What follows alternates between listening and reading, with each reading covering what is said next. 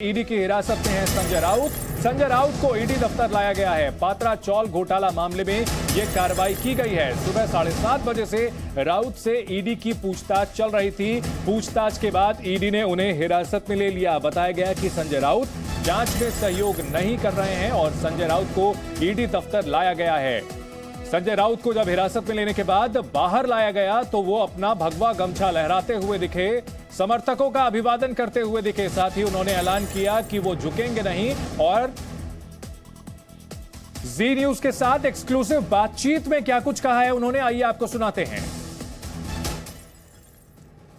सब जानते हैं शिवसेना को पूरी तरह से खत्म करने की कोशिश है। सब जानते हैं मेरे खिलाफ झूठा मुकदमा लगाया गया है। सब जानते हैं संजय राउत का आवाज दबाने की कोशिश चल रही है, लेकिन संजय राउत शिवसेना नहीं छोड़ेगा और महाराष्ट्र से बेईमानी नहीं करेगा। कुछ पूछताछ भी हुई क्या आज? देखो, मुझे अरेस्ट करने जा रहे हैं और मैं अरेस्ट होने जा रहा हूँ। तो संजय राउत ने कहा कि वो अरेस्ट होने के लिए जा रहे हैं। पात्रा चौल रीडेवलपमेंट का मामला, लैंड रीडेवलपमेंट का मामला है। इस मामले में संजय राउत से पहले भी पूछताछ की गई थी। कई बार उनको समन दिया गया, लेकिन हाल के दिनों में वो समन पे रिस्पॉन्ड नहीं कर रहे थे और ये कह रहे थे कि उनके पास फिलहाल वक्त नहीं है। राज्यसभा सांसद भी हैं और आज उनसे पूछताछ के लिए उनके घर पहुंची ईडी की टीम और पूछताछ लगभग 9 घंटे चली और 9 घंटे बाद उन्हें हिरासत में ले लिया गया। हमारे 3 सहयोगी बड़ी खबर पर हमारे साथ जुड़े हुए हैं। अंकुर हैं, नीलेश हैं और साथ ही साथ राकेश भी बने हुए हैं। अंकुर, सबसे पहले जानना चाहेंगे फिलहाल क्या स्थिति है वहां पर, जिस तरह से अब इनको हिरासत में ले लिया गया है संजय राउत। अभी आप कहां पर हैं और किस तरह का माहौल है वहां? देखिए, पहली चीज तो ये कि हम इस शब्द को मैं करेक्ट करूं कि उनको हिरासत में नहीं लिया गया, क्योंकि टेक्निकली इस तरह का शब्द जो ईडी की जो टर्मिनोलॉजी है उसमें फिट नहीं बैठता है। उनको एक सम्मन, एक फ्रेश सम्मन दिया गया था जिसको उन्होंने एक्सेप्ट कर लिया। उनसे कहा गया कि आप हमारे साथ जांच में सहयोग कीजिए, आप ईडी के दफ्तर आइए और अब यहाँ पे तकरीबन 7 घंटे से ज्यादा उनसे उनकी जो पूछताछ है वो उनके घर मैत्री जो भांटुक में मौजूद है वहां पर हुई और उसके बाद उनको फ्रेश सम्मन दिया गया ईडी दफ्तर आने के लिए। इसके बाद वो ईडी दफ्तर पहुंचे हैं, अब वहां पर उनसे पूछताछ हो रही है और इसके साथ जितने भी डॉक्यूमेंट्स हैं वो भी अपने साथ ईडी वाले लेके गए हैं, जो भी एलिगेशंस हैं, जो भी प्रॉपर्टी है। ठीक है, ईडी दफ्तर पर हमारे साथ नीलेश और राकेश हैं। राकेश, क्या नजारा है वहां पर? ईडी दफ्तर पहुंचे हैं, कितनी देर हुई उन्हें पहुंचे हुए? देखिए, उन्हें अभी पहुंचे हुए 30 मिनट से ज़्यादा का वक्त बीत चुका है। तकरीबन आधा घंटा हो चुका है और वो ईडी के इसी बिल्डिंग में 3री मंजिल पे जो दफ्तर है ईडी का वहां पर मौजूद है। सोर्सेज से जो जानकारी मिल रही है, अभी तक उन्हें वेटिंग एरिया में बिठा करके रखा गया है। अब तक पूछताछ की शुरुआत नहीं हुई है। अब से कुछ मिनटों बाद पूछताछ की शुरुआत हो सकती है। जितनी भी टीमें जो आज भांडुप में उनके घर पहुंची थी, वो तमाम जो टीमें हैं वो वापस यहाँ पर लौट चुकी हैं। हमने तस्वीरों में देखा कि जो एक महिला ईडी अधिकारी भी जो वहां पहुंची थी, वो उनके हाथों में कुछ दस्तावेज थे, कुछ फाइल्स थी और ये तमाम जो फाइल्स हैं ये इसी केस से जुड़ी हुई बताई जा गई हैं। और यहाँ पर इस वक्त बाहर जो है सुरक्षा घेरा काफी बढ़ा दिया गया है, छावनी में तब्दील कर दिया गया है। कहना गलत, ठीक है, बिल्कुल छावनी में तब्दील कर दिया गया है। नीलेश, ये कहा जा रहा है कि हिरासत में इसे नहीं कहा जा सकता, इसे उन्हें एक फ्रेश मेमो दिया गया है, जबकि संजय राउत का यह कहना है कि वो गिरफ्तार होने के लिए जा रहे हैं।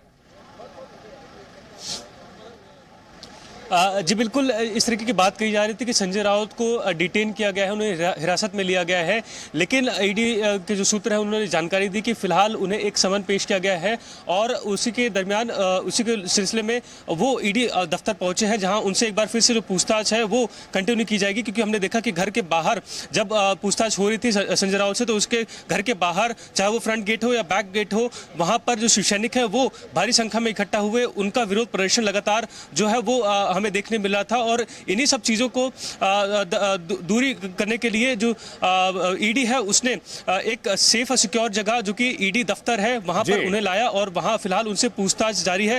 हालांकि जब जी न्यूज से एक्सक्लूसिव बात की संजय राउत ने, तो उन्होंने इस बात का जिक्र किया कि वो यहां गिरफ्तार होने आए हैं और बीच रास्ते में राकेश गिरफ्तार हैं, हिरासत हैं, पूछताछ चल रही है, बड़ा कंफ्यूजन सा मामला बन गया है। यह कहा जा रहा है कि उन्हें पूछताछ के लिए समन किया गया है। 9 घंटे पूछताछ ऑलरेडी चल चुकी है और पूछताछ के लिए उनको लाया गया है। तो क्या उनको फॉर्मली अरेस्ट मेमो जिसको कहा जाता है वो भी अब से थोड़ी देर में आ सकता है? देखिए, मैं आपको साफ शब्दों में और आसान शब्दों में बता दूं कि जो हमें सोर्सेस से उसके गिरफ्तारी की तलवार संजय राउत पे लटक रही है। जहां तक अरेस्ट मेमो का सवाल है, उसकी कार्रवाई अब से कुछ घंटे बाद शुरू हो सकती है। अगर आज जो सवाल उनसे भी पूछे जाएंगे, उन सवालों के जवाब से अगर ईडी संतुष्ट नहीं होती है और उन्हें लगता है कि कस्टोडियल इंट्रोगेशन की जरूरत है, तो उन्हें गिरफ्तार किया जा सकता है और उसका अरेस्ट मेमो बनाने की कार्रवाई शुरू की जा सकती है, जिसमें अगले 2 से 3 घंटे का वक्त लग सकता है। यहाँ पर टेक्निकली ये भी जानना बहुत जरूरी है कि जैसे ही अरेस्ट मेमो बना दिया जाता है, उसके बाद 24 घंटे के भीतर आरोपी को अदालत में पेश करना पड़ता है और यही वजह है कि आज देर रात तक ऐसी कार्रवाई मुमकिन है। पहले अब से कुछ समय बाद ईडी के अधिकारी जो है संजय राउत के साथ दोबारा जो पूछताछ है उसकी शुरुआत करेंगे और उन पूछताछ के जवाब में अगर संजय राउत के जवाब से वो संतुष्ट नहीं होते हैं तो गिरफ्तारी की कार्रवाई आगे बढ़ सकती है। ठीक है, इस वक्त की एक बड़ी खबर अपने दर्शकों को बता दें। राउत पर ईडी एक्शन के बाद बीजेपी का निशाना। किरीट सोमैया ने कहा राउत के पाप का घड़ा भर चुका है, भ्रष्टाचार में शामिल है संजय राउत। बीजेपी ने आरोप लगाया कि राउत के कई और घोटाले खुलेंगे। दुबई में किससे मिलते थे राउत? किरीट सोमैया ने यह पूछा है। जल्द नवाब मलिक के पड़ोसी बनेंगे राउत, तो बीजेपी और खासतौर पर किरीट सोमैया ने निशाना साधा है। एक और जहां शिवसेना की ओर से उद्धव ठाकरे ने बीजेपी पर निशाना साधा, वहीं अब बीजेपी इस मामले को लेकर कह रही है कि जल्द ही नवाब मलिक के पड़ोसी बनेंगे राउत। गोरेगाव पत्राचार 1200 करोड़ का घोटाला, वसई नायगांव 2000 करोड़ का घोटाला, दुबई में संजय राउत किससे मिले थे, ये सब चीजें जब बाहर आएगी तो मुझे विश्वास है आर्थर रोड जेल में नवाब मलिक के पड़ोसी बनने का सम्मान संजय राउत को मिलेगा। तो इस वक्त की बड़ी खबर, बीजेपी ने निशाना साधा है और कहा है कि और भी कई घोटाले खुलेंगे। संजय राउत के पाप का घड़ा भर चुका है। राउत पर ईडी एक्शन के बाद किरीट सोमैया ने बड़ा हमला बोला है। वहीं संजय राउत, इस मामले को लेकर के पूरी राजनीति चल रही है, जम करके आरोप प्रत्यारोप लग रहे हैं। अगर बात की जाए अंकुर इस पूरे मामले को लेकर, जैसा कि कहा जा रहा था कि एक हीरो के तौर पर बाहर निकलना चाहते थे और बाहर निकलने पर अंदाज उनका वही नजर आया है और राजनीति पूरी तरह से गर्मा चुकी है।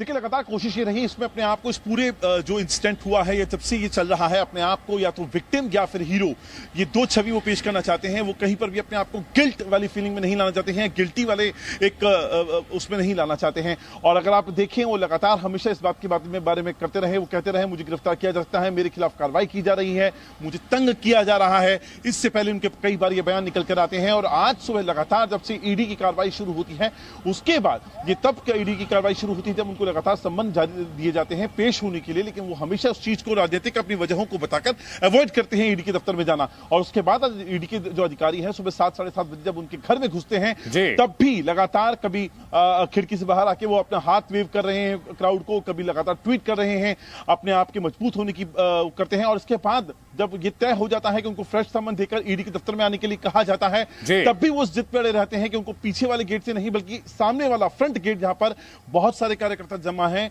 महिला कार्यकर्ता वहां जमा थी, उनके बीच में से निकले, बिल्कुल उनके बीच से निकले और हाथ हिलाते हुए निकले और साथ ही साथ भगवा गमछा भी अपना हिलाते हुए निकले हैं। उसके क्या मायने हैं वो भी समझने की कोशिश करेंगे, लेकिन इस बीच उनके भाई सुनील राउत ने क्या कहा है, आइए आपको सुनाते हैं।